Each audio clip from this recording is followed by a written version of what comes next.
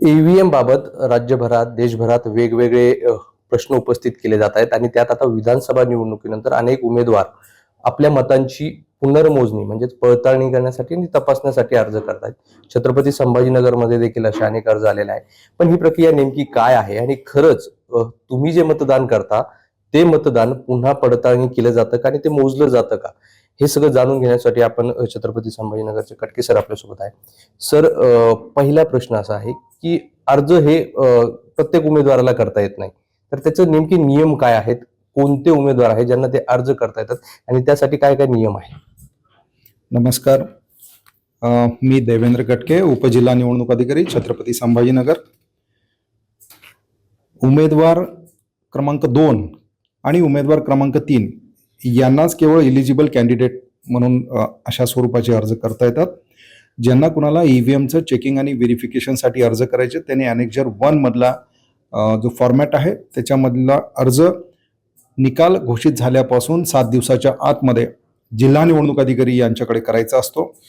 त्यानुसार आपल्या जिल्ह्यामध्ये आत्तापर्यंत 4 उमेदवारांनी अर्ज केलेले आहेत आणि त्याच्यासाठी जी लागणारी भारत निवडणूक आयोगाने निश्चित केलेली जी फीस आहे प्रति इलेक्ट्रॉनिक वोटिंग मशीन चेकिंग आणि व्हेरिफिकेशनसाठी 40,000 प्लस 18% GST म्हणजे 47,200 एका इलेक्ट्रॉनिक वोटिंग मशीनसाठीचं शुल्क आहे. ते भरून 4 लोकांनी अर्ज केलेले आहेत.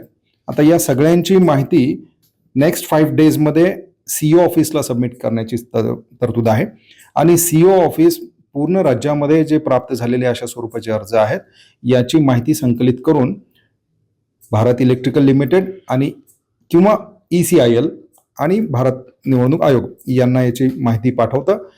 आणि ज्या प्रकरणामध्ये इलेक्शन पिटिशन झालेलं नाही, इलेक्शन पिटिशन दाखल करण्याचा कालावधी हा 45 डेजचा आहे.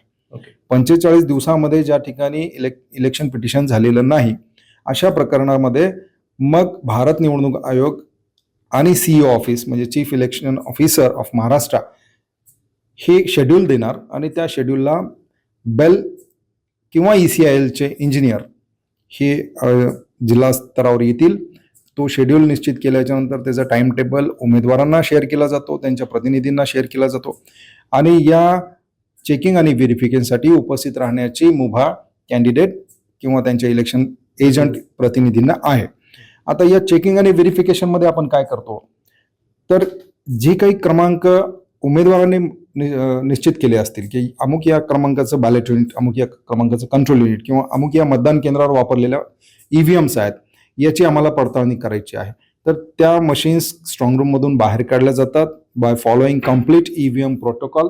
EVM मॅन्युअलमध्ये जी तरतूद दिलेली आहे त्यानुसार सगळ्या बाबींची ती पालन केलं जातं. ती मशीन बाहेर काढल्याच्या नंतर त्याच्यामध्ये बेलचे इंजिनियर सर्व उमेदवार आणि त्यांच्या प्रतिनिधींच्या समक्ष त्याच्यामध्ये बॅटरी इन्स्टॉल करतात, व्हीव्हीपॅटमध्ये पेपर रोल लोड करतात आणि पॉवर ऑन करून ती मशीन एकमेकांना कनेक्ट केल्याच्या नंतर control unit, ballot unit number 1, ballot unit number 2 आणि व्हीव्हीपॅट एकमेकांना कनेक्ट केल्याच्या नंतर ते जे डिस्कवरी करतं कुठले बॅलेट युनिट कनेक्टेड आहेत, कुठलं व्हीव्हीपॅट कनेक्टेड आहे हे डिस्कवरी केलेलं पूर्ण प्रतिनिधींना दाखवलं जातं आणि त्याच्यानंतर त्या मशीनमधला पूर्ण डेटा हा क्लिअर केला जातो आणि त्याच्यानंतर बॅलेट युनिटवर डमी बॅलेट पेपर लावला जातो आणि जिसे व्हीव्हीपॅट आहे याच्यामध्ये ते जे डमी बॅलेट पेपर आहे त्याचे सिम्बल लोड केले जातात आणि मग उमेदवार किंवा त्यांच्या प्रतिनिधींना मॅक्सिमम 1400 पर्यंत मतदान करून पाहण्याची मुभा आहे. हे कुठल्या नंबरच्या उमेदवाराला मतदान केलेलं आहे याची नोंदी त्यांनी पण ठेवायच्यात, आमचे जे अधिकारी तिथे नियुक्त केलेले असतील तेही ठेवतील आणि हा 1400 पर्यंतची मतदान केल्याच्या नंतर आपण व्हीव्हीपॅट मधून निघालेल्या स्लिप्स आणि कंट्रोल युनिटमध्ये नोंदवलेलं मतदान आणि जे फिजिकली आपण रेकॉर्ड मेंटेन केलेलं आहे या तिन्ही बाबी टॅली होतात की नाही हे दाखवून द्यायचं असतं.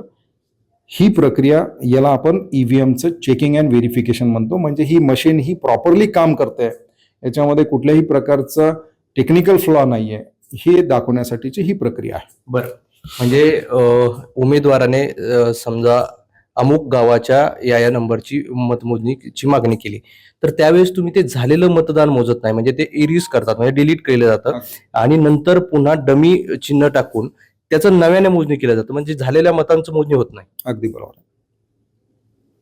हे झालेल्या मतांचं झालेल्या मतांची मोजणी नाही होत त्याच्यामध्ये. त्या व्हीव्हीपॅटच्या स्लिप्स या कोर्टाच्या आदेशाशिवाय बाहेर येत नाहीत. त्याच्यामुळे त्या एकदा का संविधानिक लिफाफे सील झालेले आहेत. कुठलीही मशीन, कुठलंही रेकॉर्ड कोर्टाच्या निर्देशाशिवाय बाहेर काढता येत नाही. म्हणजे तुम्ही फक्त मशीन चालू आहे की नाही, ती काम करते की नाही एवढंच दाखवतात, मतांची मोजणी होत नाही. अगदी बरोबर आहे. आम्ही या दरम्यान काय केलं जातं, आता जी शंका घेतली जाते, 1 नंबरचं बटन दाबलं की 2 नंबरला जातं, 2 नंबर असं काहीतरी चुकीचे जे काही नॅरेटिव्ह पसरले जातात, फेक नॅरेटिव्ह, तर ते होत नाही. 1 नंबरचं बटन दाबलं तर 1 नंबरची चिठ्ठी निघते. हे दाखवण्यासाठी ती मशीन डेमॉन्स्ट्रेटिव्ह दाखवली जाते. हा ती दाखवली जाते. ते सगळं डमी असतं. डमी म्हणजे सिम्बॉल डमी आहेत फक्त. आणि ते डेटा पूर्ण डिलीट करून नव्याने दाखवलं जातं. अगदी.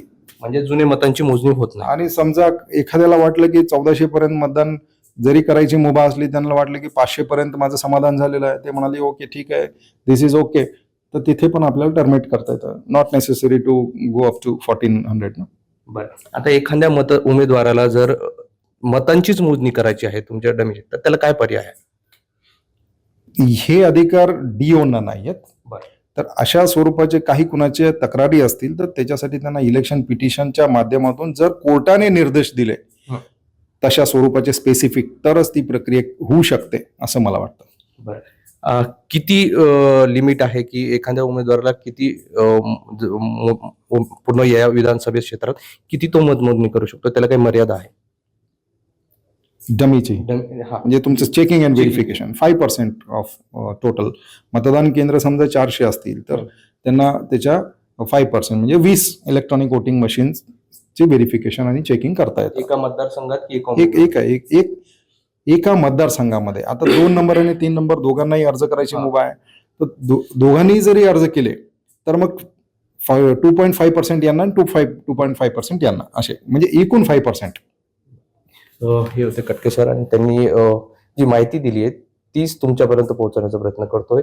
ज्या पद्धतीने तुम्हाला वाटत असेल की एखाद्या उमेदवाराला या बूथवर एवढे मतदान झाले आणि त्याला शंका आहे की आपल्याला हे इथे जास्त झालंय पण इथे आपलं कमी दाखवलं, जेव्हा ते पडताळणीसाठी किंवा रिचेकसाठी जेव्हा हे करतात तर त्या मशीनची किंवा त्या मतांची मोजणी होत नाही, त्यावेळेस डमी चिन्ह लावून, म्हणजे फक्त मशीन चालू आहे की नाही हे दाखवलं जातं. मतांची म्हणजे पुन्हा एकदा मतमोजणी होत नाही, अशी ही सगळी प्रक्रिया आहे. व्हिडिओ जर्नलिस्ट कपिल जाधव सह मोहसिन शेख, NDTV, छत्रपती संभाजी.